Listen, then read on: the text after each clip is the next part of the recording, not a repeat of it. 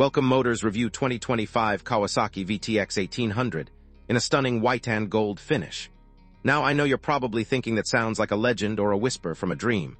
But bear with me, we're imagining the future here, and this bike deserves every moment of attention. Right away, the color grabs you.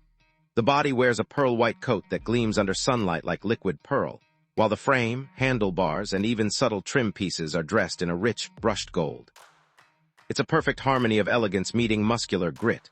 Whether you're parked under city lights or chasing sunset on the open road, that white and gold combo carries an air of regal presence. It's not loud, it's confident. You know this bike is walking into rooms, not barging. The front end features an oval headlamp that feels retro but modern enough with a thin LED ring functioning as the daytime running light. Directly below, there's a low-slung fender hugging the thick front tire, plated in gold, giving a slight nod to classic cruiser styling. The handlebars sit at a relaxed width and slight rise, finished in gold, bringing your hands naturally into a riding posture that's both confident and relaxed, ready for both twisty backroads and long, straight highways. I'd imagine the tank has a subtly carved shape to show off the white paint and introduce a gold Kawasaki emblem that looks like it's floating on the surface. You feel the tank's contour under your knees, and that gentle indentation invites a comfortable hold when leaning into curves or throttling onto the freeway. The seat, a brushed white leather with gold stitching, sits about mid-height, cushioned just enough for comfort on long hauls but firm enough to keep you feeling connected to the bike. Powered by an imaginative 1,799cc liquid-cooled V-twin engine, this fictional VTX 1800 feels like the heartbeat of the bike. It's all about strong, ground-shaking torque. I picture it putting out around 105 HP, but more importantly, something like 120 lb-ft of torque low in the rev range. Twist the throttle and you get that immediate pull. This bike doesn't rush. It rolls forward with authority, a soft rumble that builds into a deeper growl as RPM climbs. The exhaust would be a 2-into-1 setup, brushed stainless steel with a gold-colored, pill-shaped muffler positioned on the right side, low and clean. It looks balanced as a piece of design, and that growl emanating from it, you can't help but want to ride.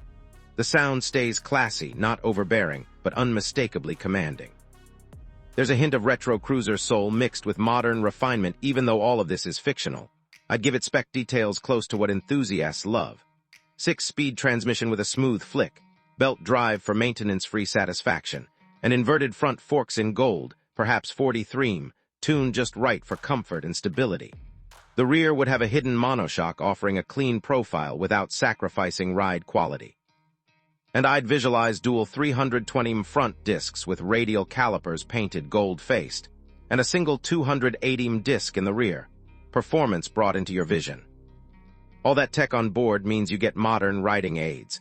Dual-channel ABS, traction control with multiple modes, sport, rain, cruiser, maybe a slip-assist clutch, and even a small TFT display thoughtfully styled in black and white for low distraction, sitting just above the headlamp. This display shows speed, gear, fuel, and a little Moters Review logo if you tap the mode button. I mean, why not have a little fun? What about numbers? If I were pricing this dream machine, I'd suggest it would land somewhere around $22,499 in the US. That puts it in premium cruiser territory, a step above base models, but still attainable for riders who want exclusive style, muscle, and flair without entering the luxury bike league. You get premium finish, performance, and that unique gold-on-white look that screams limited edition without costing six figures. The weight. Probably around 625 pounds curb weight, noticeable but manageable if you've got enough experience. It's a bike you want to feel under you in every turn. Fuel capacity, maybe a generous 5.5 gallons, giving a decent 160-plus mile range when you're flowing on open roads. Braking feel, clearly inspired by sport bike tech. Touch it in a straight line, and it responds with precision. Let's talk ride character. You pin the throttle, and it doesn't feel overly aggressive like a sport bike, but that torque keeps you glued to your line. Carve a sweep of corners, and you feel planted. Yet if you lean into backroads with some twisties, you feel nimble enough to arc through with confidence. City cruising, glide in traffic with the Motors low-end delivery that's smooth enough for stop and go, and that dramatic white and gold finish means heads are turning all the while. I'd highlight that cosmetic detail. Gold on white looks fresh, clean, bright.